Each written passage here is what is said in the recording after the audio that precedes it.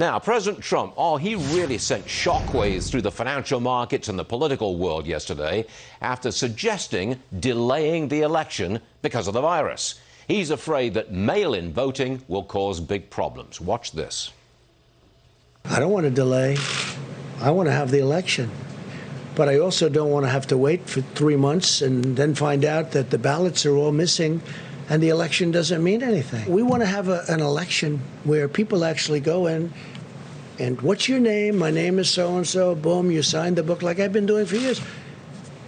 It's very, very unfair to our country. If they do this, our country will be a laughingstock. Okay, let's bring in Lara Trump. She's back, senior advisor to the Trump 2020 campaign. Lara, welcome back. What can the campaign do to ensure there's no mail-in ballot fraud? Well, I mean, you're hearing from the president. The president, Stuart, has been calling attention to this for quite some time, and yet it's funny how most of the mainstream media have totally ignored him and have not wanted to talk about it. Maybe it's a tactic that the left is using because they know they have such a bad candidate in Joe Biden. So, of course, the master marketer that Donald Trump is, he puts out this tweet, and now suddenly everyone is paying attention to this. Yeah. But I think the president is very clearly saying, mail-in ballots do not work. There's a difference between absentee ballots, which you have to request, and full mail-in, where you just send millions out across the country. There was an instance, Stuart, not just of random people getting these ballots and people that have been tenants have been gone for years in places. Cody Timms was a cat that was dead for 12 years and got a ballot in the mail. So you wonder why the president is taking this so seriously. But at the campaign, look, we're doing everything we can for Election Day operations. We have the biggest war chest of money and a group of lawyers we've ever had in the Republican Party to fight back against this. But the Democrats, as you see out there, are pushing this really, really hard, and it doesn't work. And I'd like to ask the question, if you can stand in line, Stuart, 6 feet apart with a mask on to stand at the grocery store, Target, Home Depot, why can't you do it at a polling location? The other side of the coin is not electoral fraud. It's the chaos that's going to come with mail-in balloting on a mass scale. You don't know when you can start counting. You don't know which ballot's going to be kicked out. There'll be all kinds of challenges to it. If things stay the same as they are right now, you will not have an election result on election night. I don't think you'll have a result until Christmas. And I don't think there's much you can do about that, Lara.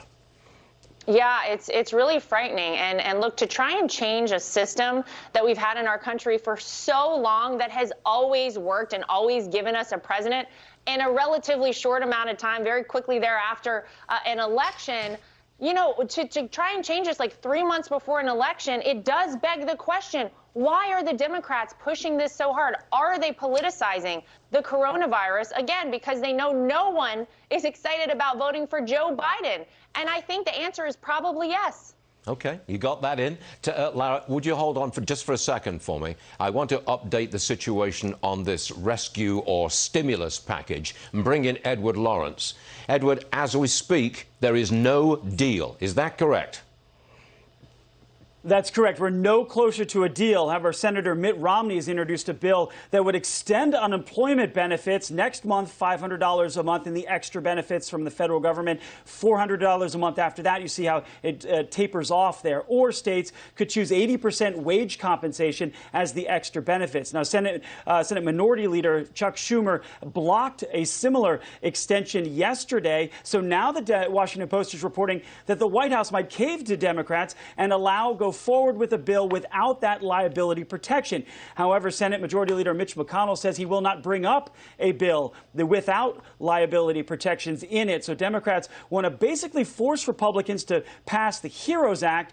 There is another phone call this morning. Stu, both sides are still talking, but again, a big impasse and that cliff coming. Back to you. Okay, we shall see. Edward, thank you very much indeed. Back to Lara. Lara, I think that the president wants more money to be spent. I think he wants to juice the economy right before the election. Am I right?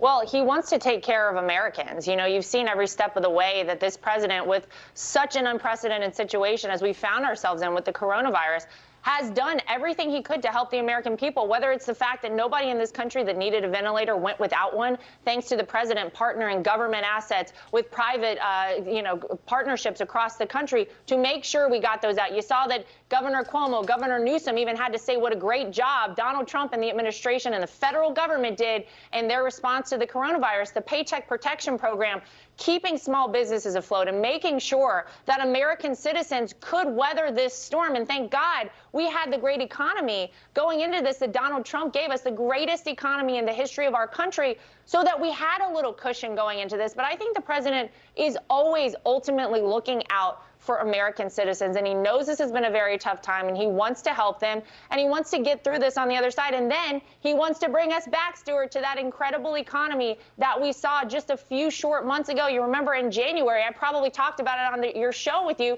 We had 1 million more jobs, and we even had people to fill them. We want to get back there. The president wants to get back there as soon as possible. I miss the good old days of January and February when we had a rip-roaring economy and things were going like crazy. Lara, thanks for coming back on board with the show today. We do appreciate it always. Thank you.